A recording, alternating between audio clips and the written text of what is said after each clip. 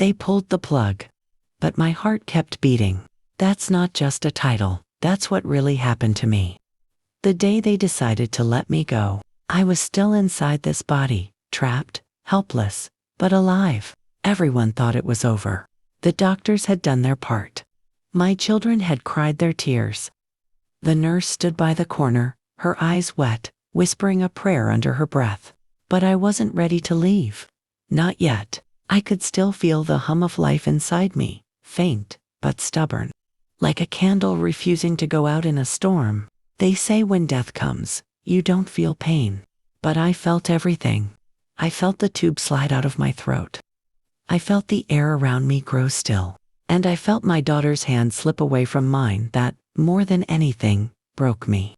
They thought I was gone. The doctor whispered, "Time of death, 3:12 a.m. My son nodded. He didn't even ask if they could try again. He just turned his face, already planning what would happen next. In that moment, I learned something no parent should ever have to feel. The difference between being loved and being remembered. The nurse covered my feet. She whispered, "Rest now, ma'am." But rest was the last thing I could do. Because somewhere deep inside, my spirit was shouting, "I'm still here." And then, everything changed. The sounds of the room faded away, the crying, the whispers, the machines, all gone. I opened my eyes, but I wasn't in that hospital bed anymore. I was standing in a field, bright as morning, warm as sunlight after winter.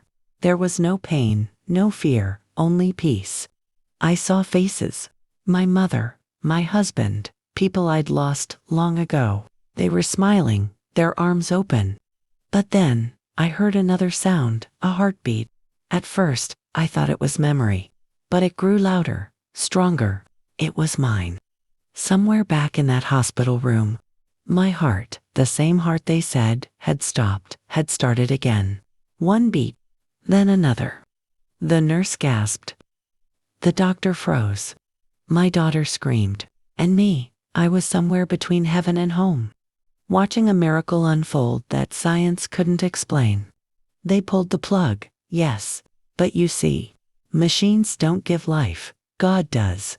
And that night, he decided I wasn't done yet. The moment my heart stopped in that hospital bed, I opened my eyes in a place that didn't feel like this world. It wasn't heaven, not yet, but it wasn't earth either. It was something in between. The air was golden. The silence wasn't empty, it was peaceful. Every breath felt like music.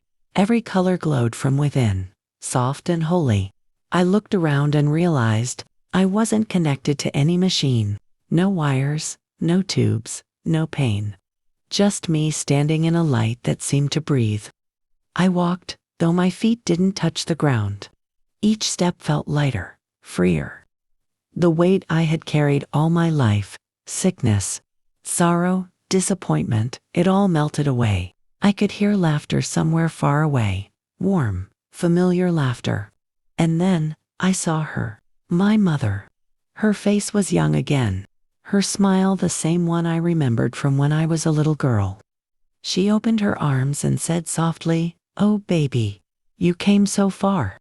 I ran into her arms, or maybe my soul did, and in that embrace, every ache I'd ever felt disappeared. But as beautiful as that moment was, I could still feel a pull, something tugging at me, gently but firmly. Like a hand saying, "Not yet." I turned around. Behind me, I saw something strange, like a shadow of the hospital room. I could see my own body lying still. The nurses were cleaning up. My daughter was leaning over me, crying, whispering, "Mama, please come back." It hurt to see her like that, to see how fragile love becomes when we forget it might end. Then I heard another voice, deep, steady, filled with kindness. It wasn't loud, but it carried through the light. It said, "You have more to do." I turned toward it, and in the light, I saw no figure, no face, just presence. It felt like standing in front of love itself. Every breath, every thought, every heartbeat, all of it, was wrapped in peace. The voice spoke again. "They lost faith. You didn't. That's why I'm giving you back your heartbeat. Not for you, but for someone who will need your story. Tears rolled down my face, though I don't think I had a body anymore. Because I understood this wasn't just a miracle. It was a mission. I looked back one last time at that golden garden, that place between heaven and home, and whispered, "Thank you." And then, I felt the pull again, stronger this time. A rushing sound filled my ears. Light faded into darkness. Darkness turned into sound. And sound turned into the loudest miracle of all, my heartbeat. I was coming back. The first thing I heard when I came back was crying. At least, I thought it was crying. Then I realized it was me. My own breath came out like a gasp, rough and desperate, but alive. The nurse dropped the clipboard she was holding. Her eyes widened. "She's breathing," she screamed. The doctor who had just signed my death certificate froze in disbelief. For a moment, the whole room stood still. No one moved, no one spoke. And then, chaos. They rushed toward me, checking my pulse, shining lights into my eyes. I could hear their voices overlapping. "This isn't possible. Get a crash cart. Her heart rhythm's back on its own." But I didn't need their machines anymore. My heart was beating on something stronger. Faith.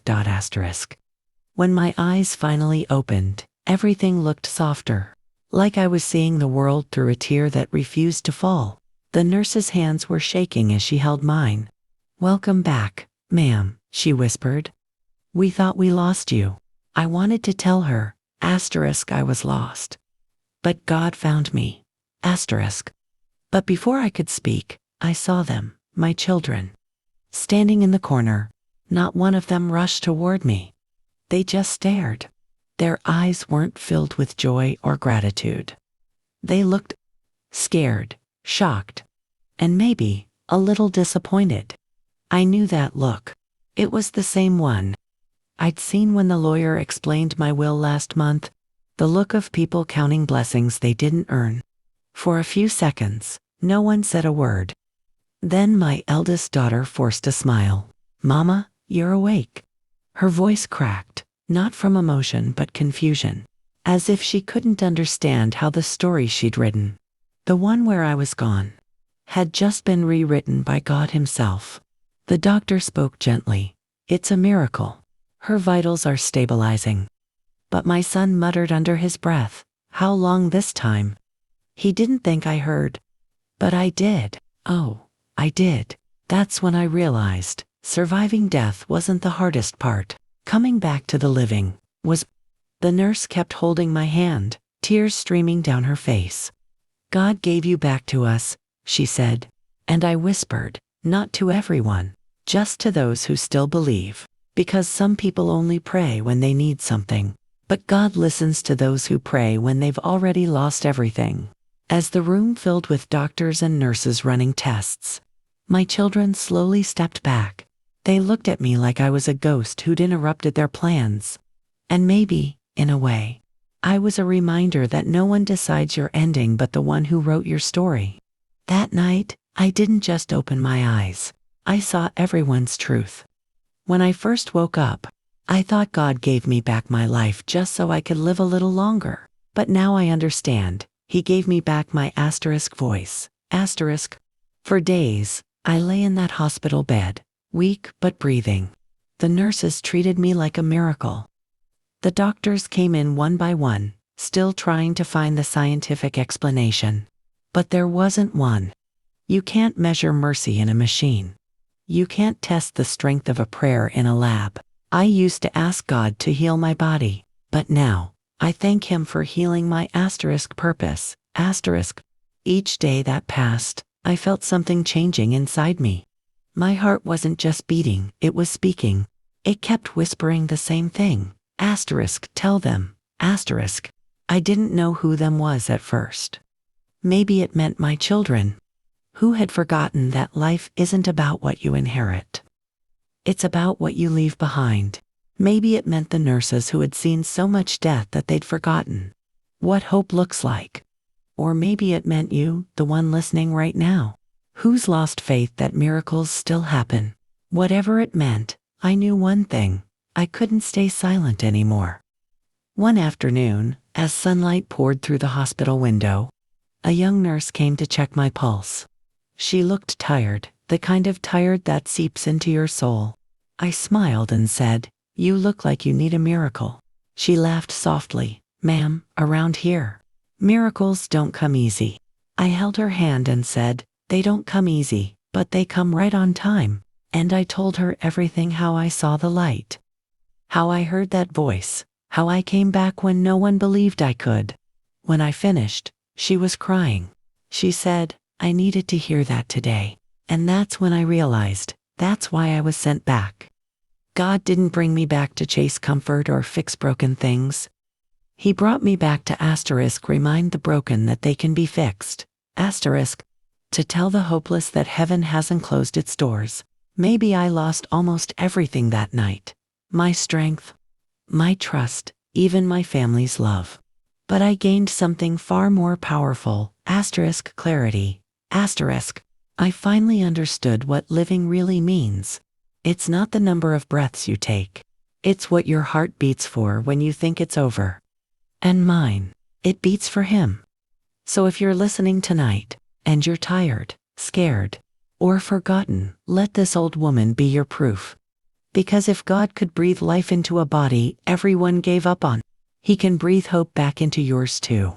When I look back now, I realize my heart didn't just start beating again for me.